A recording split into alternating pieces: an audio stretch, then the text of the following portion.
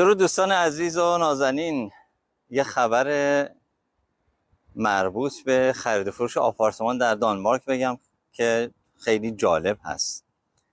این خبر این هست که هیچ خریدار مسکنی در دانمارک در حال حاضر وجود نداره و همه فروشنده شدن و رکود شدیدی در بازار مسکن هست، به خصوص در شهرهای بزرگی مثل کوپنهاگ، مثل آغوس، مثل اودنسه و بقیه شهرهای بزرگی که در دانمارک هست.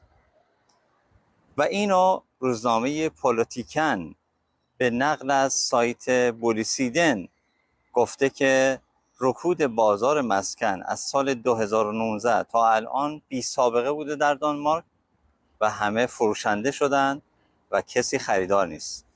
دلایل متعددی هست: وضعیت اقتصادی، بحران‌های جهانی، مسئله جنگ اوکراین، افزایش نرخ بهره در اروپا.